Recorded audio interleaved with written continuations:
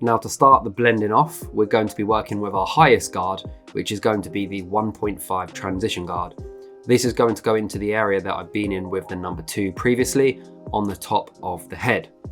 What we're going to do is work that right into the curvature where the fringe is starting to move into that corner area of the head. We're only going to be focusing on this one panel for now, from the back of the head, where the head starts to round into the side and then all the way through to the front area.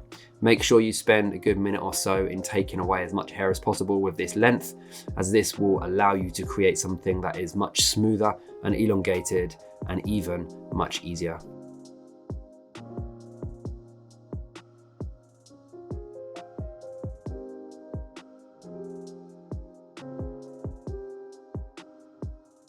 Again, once we've cleaned that zone up and that area up with the fade brush, we're now going to put a classic number 1 guard on the clipper and keep the blade open. So we're using a conventional 1.5, and we're going to be going just underneath where we've previously been with the previous transition guard working at the highest point. We are going to start to keep the corners of the temple area slightly darker to keep strength in at the shape up area. So be careful not to take these guards all the way through on the edge of the haircut. Start to angle the clipper more diagonally like this as we start to work into that area. Once we're happy with the shade that we're working with on that guard, we're now going to lower that lever down and completely close it to a classic number 1 on the clipper. And again, we're going to go just lower, creating this kind of arch semicircle where we're keeping it darker through the temple and then going higher through the back corner of the head. This is going to help create that really nice shade toward the front, but keeping it super clean behind that area.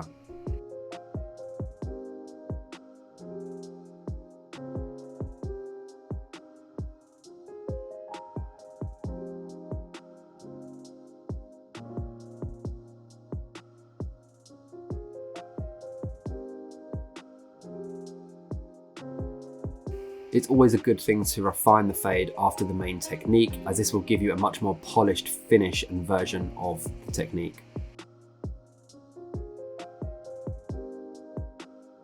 Once one side is complete, we can now move on to shaping up around the edges, where we're just looking to add some strength to the external shape that we see. This will help increase that density and depth around that temple area, creating a much sharper outline.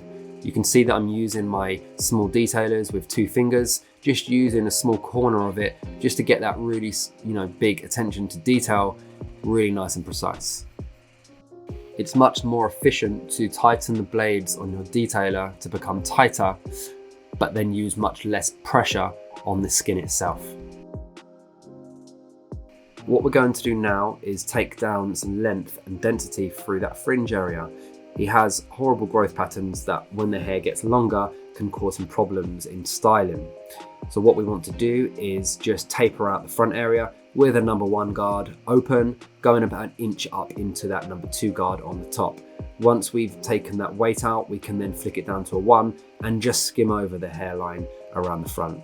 You'll notice that I'm using the clipper in lots of different directions and angles. This is to catch all of them horrible growth patterns that I might miss. This technique works really well on somebody with very dark, very dense hair, so be careful if somebody's got quite fine and light hair.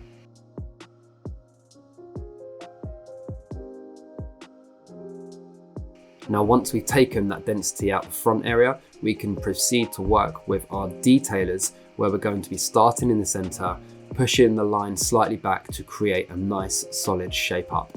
Again, do not compromise somebody's hairline for the regrowth that could be disastrous, and maybe the client doesn't come back to you just for a straight line. Obviously, the idea is to get a nice, clean, balanced straight line from side to side, and that's what we're going to try and achieve.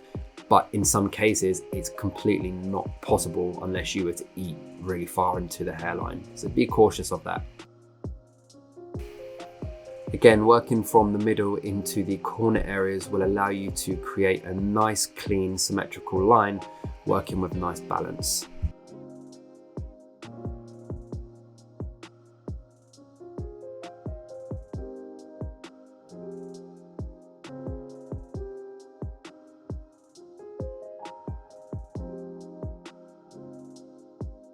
Now, just to finish up a look like this, you can add a small bit of product in just to increase a little bit more depth through the top, maybe add some shine into it, and just generally make the hair smell really nice and fresh. So that's what I'm doing, moving the hair down and forward naturally so we can see that nice clean shape up from side to side. And also looking at the blend itself, we can see we have that really nice elongated smooth finish from side 1 and side 2 and into the back area.